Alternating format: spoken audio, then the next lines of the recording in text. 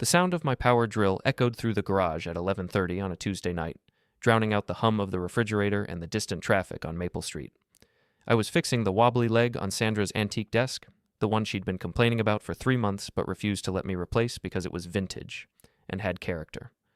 Everything in our house had to have character these days, except apparently our marriage. My phone buzzed against the workbench. Sandra's name lit up the screen.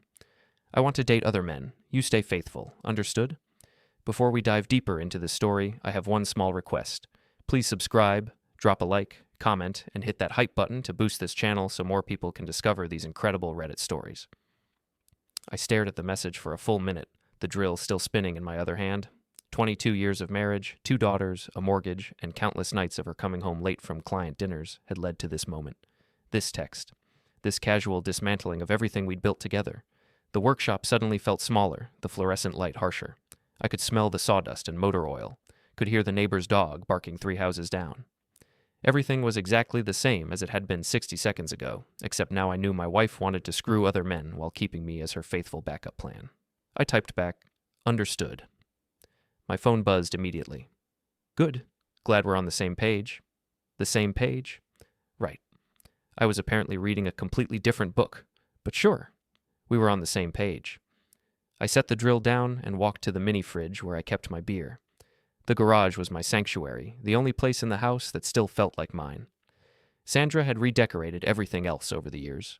The living room was now contemporary minimalist, the kitchen was rustic farmhouse, and our bedroom had become something she called boutique hotel chic. I called it cold and uncomfortable, but my opinion hadn't been solicited. The beer was ice cold and tasted like freedom. Or maybe that was just the bitterness.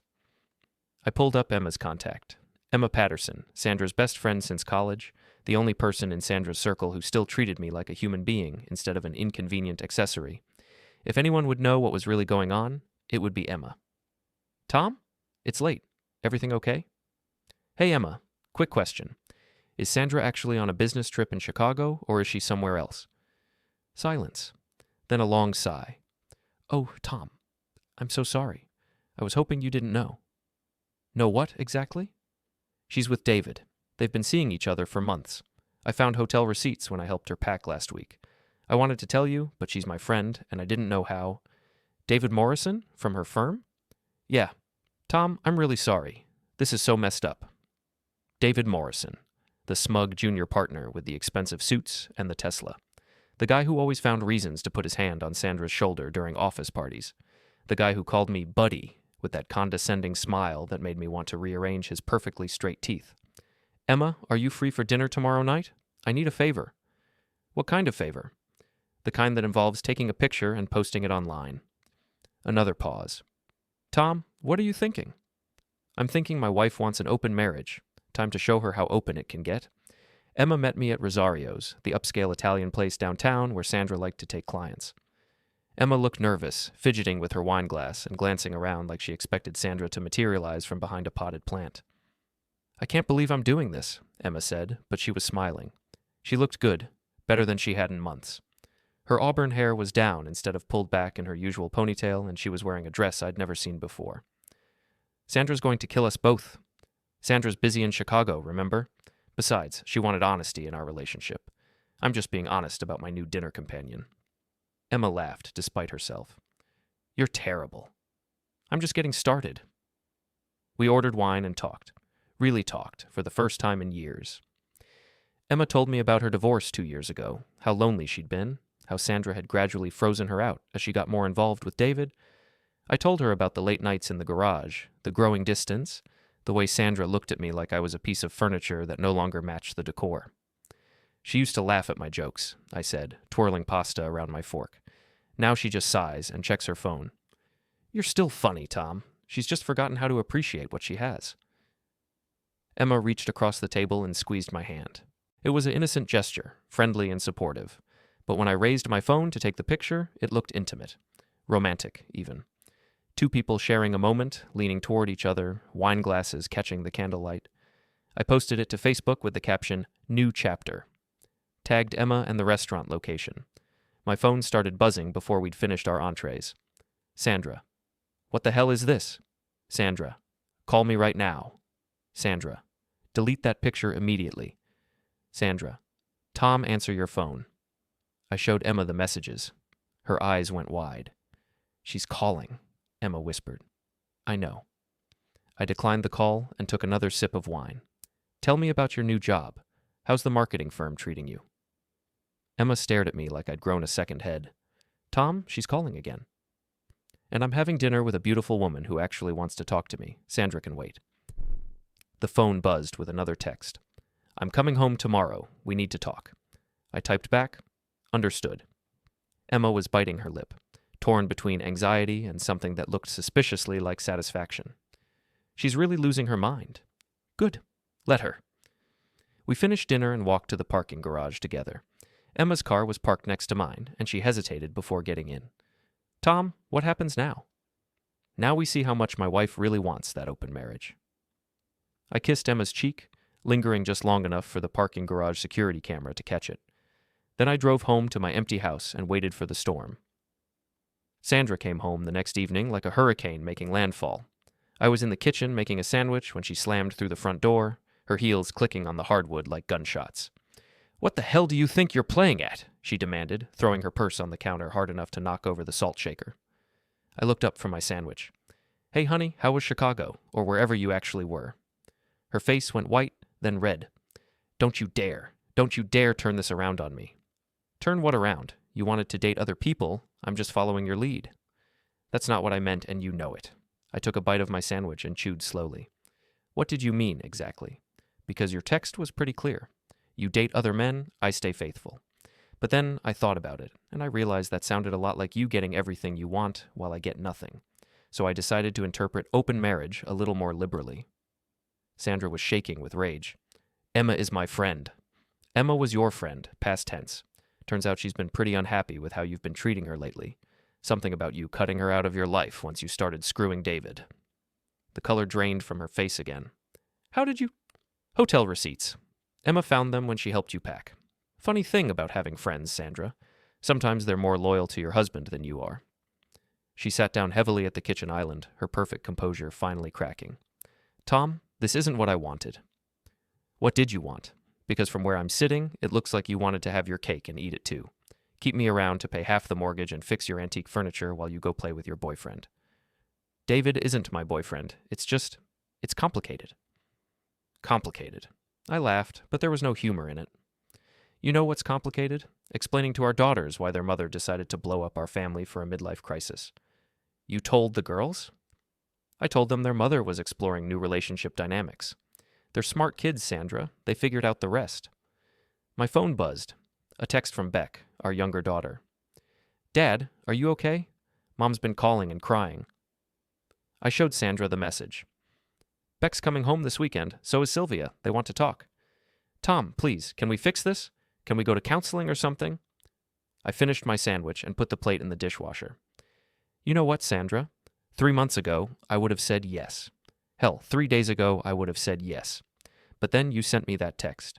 That casual, dismissive little text that made it clear you think I'm just some pathetic loser who'll sit around waiting while you live your best life. That's exactly what you think. And you know what? You're wrong. I'm not pathetic, and I'm sure as hell not going to wait around while you figure out whether you want to be married or not. I grabbed my keys from the hook by the door. I'm going to Emma's. We're going to dinner and maybe a movie, date stuff, like you wanted. Tom, wait. But I was already out the door. Emma's townhouse was everything our house wasn't. Warm, comfortable, lived in. Books everywhere, mismatched furniture that somehow worked together, photos of friends and family covering every surface. It felt like a home instead of a showroom. She didn't take it well, Emma observed, handing me a beer. She took it exactly like I expected. Lots of outrage, lots of tears, lots of, this isn't what I wanted. What did she want? Permission. She wanted me to give her permission to cheat, and then thank her for being so honest about it. Emma curled up next to me on the couch, close enough that I could smell her perfume. Something light and floral, completely different from Sandra's expensive designer fragrance. Tom, can I ask you something? Shoot. Are you doing this to hurt her, or because you actually want to be with me? I looked at her, really looked. Emma had always been pretty, but Sandra had a way of making everyone around her seem smaller, less significant. Without Sandra's shadow looming over her, Emma was radiant. Honestly, It started as revenge, but sitting here with you, talking to you, feeling like someone actually enjoys my company, I think it stopped being about revenge somewhere between the appetizer and the main course last night. Emma smiled and kissed me, not a friendly peck on the cheek this time, but a real kiss, soft and sweet and full of promise. Good, she whispered against my lips, because I've been waiting for you to notice me for about 15 years. We spent the evening talking and kissing like teenagers, making plans and sharing secrets. Emma told me about her marriage to her college boyfriend, how they'd grown apart, how she'd always wondered what would have happened if she'd been braver when she was younger. I told her about the slow death of my marriage, how I'd felt invisible in my own house, how I'd started to believe Sandra's subtle put-downs about my job and my interests.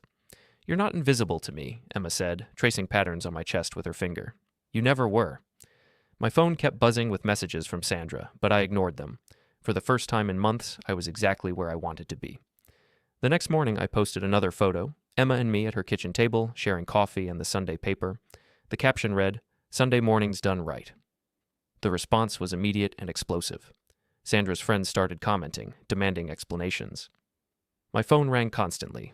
The doorbell at Emma's house rang twice before we decided to ignore it. "No going back now," Emma said, scrolling through the comments. "No going back," I agreed. By Monday, the whole thing had blown up beyond anything I'd imagined. Sandra's law firm was buzzing with gossip. David Morrison was avoiding eye contact with everyone. Our daughters were fielding calls from relatives who'd seen the Facebook posts. I went to work at my construction company like nothing had happened, but my crew was full of questions and barely suppressed grins. News travels fast in a small town, and the story of Tom Bradley's revenge on his cheating wife was apparently the most entertaining thing to happen in months. "So you're really done with her?" asked Mike, my foreman, as we reviewed the blueprints for a new office building. "Done as dinner." "And you're with Emma now?" "Looks that way." Mike grinned and clapped me on the shoulder. "About damn time, boss. That woman's been crazy about you for years." At lunch, I drove to Sandra's law firm. The receptionist looked uncomfortable when I walked in, but she buzzed Sandra's office. "Tom, what are you doing here?" Sandra appeared in the lobby, looking frazzled and exhausted. "We need to talk. Privately." She led me to a conference room and closed the door. "Tom, this has gone too far. People are talking. It's affecting my work." "Your work? That's what you're worried about?" "My career is important to me. You know that." "More important than our marriage, apparently." Sandra sat down across from me, her lawyer mask firmly in place. "What do you want?" "I want a divorce." The mask slipped. "Tom, no. We can work this out. I made a mistake, okay? I was confused. I was going through something." "You were going through David Morrison." "That's over. I ended it." "When?" "This morning. I called him and told him we couldn't see each other anymore." I pulled out my phone and showed her a screenshot. David's Instagram story from 2 hours ago. A photo of a hotel room keycard with the caption, "Business trips are the best trips." Sandra's face crumpled. He said he understood. He said he'd wait for me to figure things out. Sounds familiar, except David's not as patient as I am, or as stupid. I stood up to leave, then turned back. "Oh, and Sandra? Emma and I are going to your company's charity gala this weekend. She got us tickets. Hope that's not awkward for you." The charity gala was Sandra's favorite event of the year. Her chance to network and schmooze and show off. The idea of me showing up with Emma clearly horrified her. "Tom, please don't do this." "Do what? Attend a charity event with my girlfriend? I thought you wanted honesty in our relationship." I left her sitting in that conference room and drove back to work, feeling lighter than I had in years. The Riverside Country Club was decorated with white lights and flowers, full of Sandra's colleagues and clients dressed in their finest. Emma looked stunning in a black dress that hugged her curves in all the right places. I'd rented a tux for the occasion, might as well look the part. "You clean up nice, Bradley," Emma said, adjusting my bow tie. "You're not too shabby yourself, Patterson." We made our entrance fashionably late, when the cocktail hour was in full swing. Conversation stopped as we walked in. I could feel the stares, hear the whispers. Emma squeezed my arm. "Second thoughts?" I asked. "Not a chance." Sandra was across the room talking to her boss, Richard Hartwell, a pompous man in his 60s who'd never liked me. She looked beautiful in a red dress that probably cost more than most people's rent, but there were dark circles under her eyes that makeup couldn't quite hide. David Morrison was there too, standing near the bar with a blonde woman I didn't recognize. When he saw me, he actually took a step backward. "Tom!" Richard Hartwell approached us with a forced smile. "What a surprise to see you here." "Richard, You remember Emma Patterson, don't you? She handles marketing for several of your clients. Of course. Emma, lovely to see you. Richard's eyes darted between us, clearly trying to figure out the situation. Thank you for having us, Emma said smoothly. It's such a wonderful cause.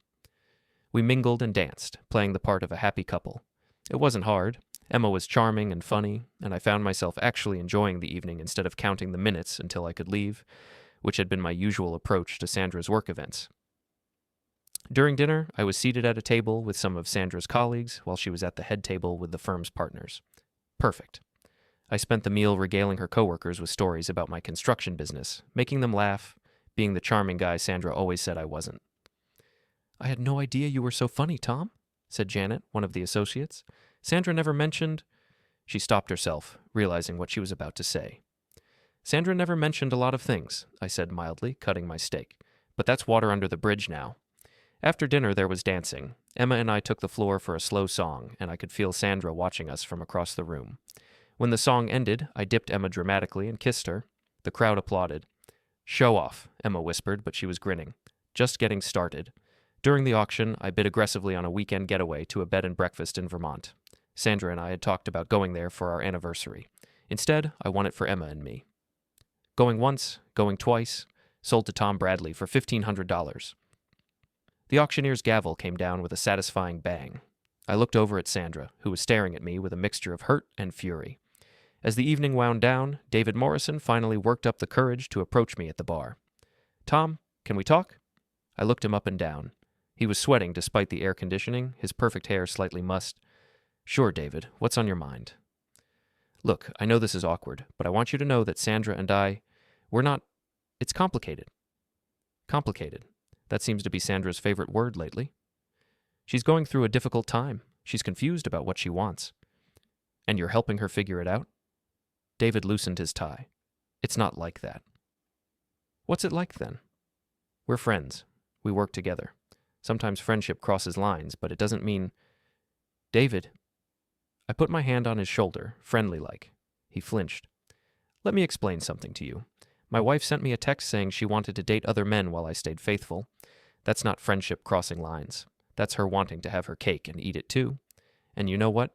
I decided I wanted some cake too. I gestured toward Emma, who was talking to some people across the room. Turns out there's plenty of cake to go around. David followed my gaze and swallowed hard. Tom, I never meant for any of this to happen. Sure you did. You saw a married woman who was feeling neglected, and you moved in. It's an old story, David. But here's the thing.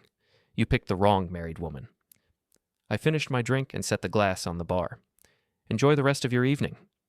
And David, next time you post about hotel rooms on Instagram, you might want to check your privacy settings. Sandra saw that post. I walked away, leaving him standing there with his mouth open. Emma and I said our goodbyes and headed for the parking lot. As we waited for the valet to bring our cars around, Sandra appeared.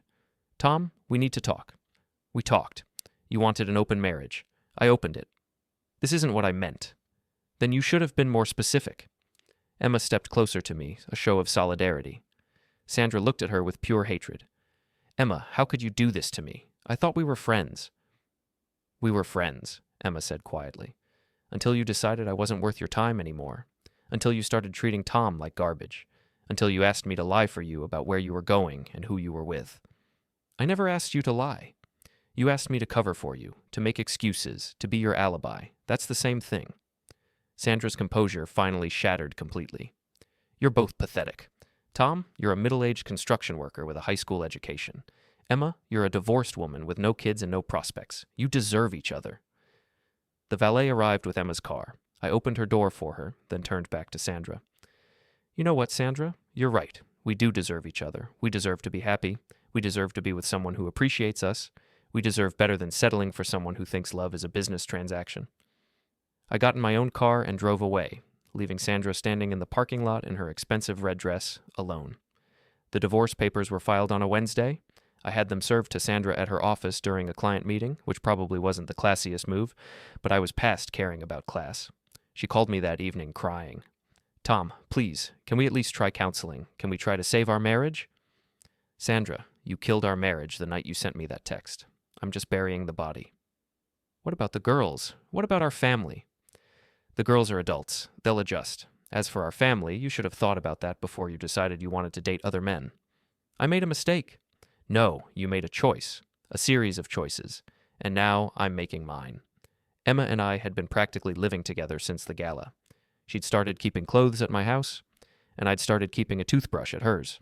It felt natural, comfortable, like we'd been together for years instead of weeks. Are you sure about this? She asked one evening as we cooked dinner together in her kitchen. Divorce is final. There's no going back. Do you want me to go back? God, no. I want you here with me. I just want to make sure you're doing this for the right reasons. I stopped chopping vegetables and looked at her. Emma, I'm 43 years old. I spent 22 years married to a woman who made me feel like I was never good enough, never smart enough, never successful enough. You make me feel like I'm exactly enough. That's not revenge. That's love. She kissed me then, soft and sweet and full of promise. The property settlement was brutal. Sandra got the house. She could afford the payments on her lawyer's salary, and I didn't want it anyway. Too many bad memories. I got my business, my tools, my truck, and half of our savings. It was enough to start over. Emma and I found a house together, a small place with good bones that needed work. I could do the work myself, make it exactly what we wanted. No designer themes, no expensive furniture that looked good but felt cold, just a home. Sandra tried one last time to change my mind, showing up at the new house on a Saturday morning while Emma was at the farmer's market. Tom, please, I know I screwed up, but we had 22 years together. That has to count for something. I was replacing the front porch railing, and I didn't stop working while she talked. It counted for something. Past tense. I love you. No, you don't. You love the idea of me. The steady, reliable husband who pays his share of the bills and doesn't ask too many questions. But you don't love me, Sandra. If you loved me, you never would have sent that text. I was confused. I was going through a midlife crisis or something. I wasn't thinking clearly. You were thinking clearly enough to book hotel rooms? You were thinking clearly enough to lie to me about business trips. You were thinking clearly enough to ask me to stay faithful while you screwed around. Sandra started crying again, but I was immune to her tears by now. Tom, I'll do anything. I'll quit my job. We can move somewhere else. Start over. Sandra, stop. It's over. Sign the papers and let's both move on with our lives. She wiped her eyes and looked around at the house Emma and I were fixing up. This place is a dump. This place is going to be beautiful when we're done with it, but you won't be here to see it. Emma's car pulled into the driveway. She got out with bags of groceries and flowers from the market, looking like sunshine in a yellow sundress. Hello, Sandra, she said politely. Hello, Emma. I was just leaving. Sandra walked to her car, then turned back. Tom, when this doesn't work out, and it won't, don't come crying to me. I won't, I said, and meant it. After Sandra left, Emma and I spent the day working on the house. She painted trim while I fixed the porch. We talked and laughed and planned our future. It felt right in a way my marriage never had. That evening, we sat on the newly repaired porch with glasses of wine, watching the sunset. Any regrets? Emma asked. About the divorce? None. About how we got together? I thought about it. I regret that it took so long. I regret that we wasted so many years being unhappy. But I don't regret fighting for something better. Emma curled up next to me on the porch swing I'd installed that afternoon. Sandra was right about one thing. This place was a dump when we bought it. Was. Past tense. It's going to be perfect when we're done. Like us? Like us. 6 months later, Emma and I were married in a small ceremony in the backyard of our renovated house. Our friends and family were there, including both of our daughters, who had come to love Emma almost as much as I did. Sandra wasn't invited. I heard through mutual acquaintances that she'd started dating again, some wealthy client from her firm. David Morrison had transferred to the firm's branch office in another state after the partners grew tired of the gossip and drama. Sandra seemed happy enough in her social media posts, traveling and going to expensive restaurants and charity events.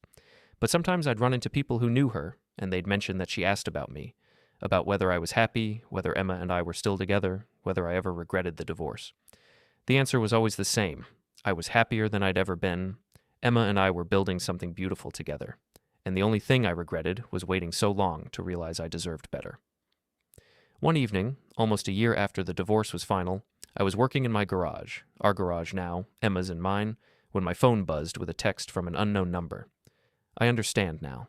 I hope you're happy. S. I stared at the message for a long moment, then deleted it without responding. Some conversations were over, some chapters were closed, and some people belonged in the past. Emma came out to the garage with 2 beers and a smile. "What are you building now?" "A bookshelf for your office." "You don't have to build me furniture, you know. We can buy bookshelves." "I like building things for you. Besides, store-bought doesn't have character." Emma laughed and kissed me, tasting like happiness and home and everything I'd been looking for without knowing it.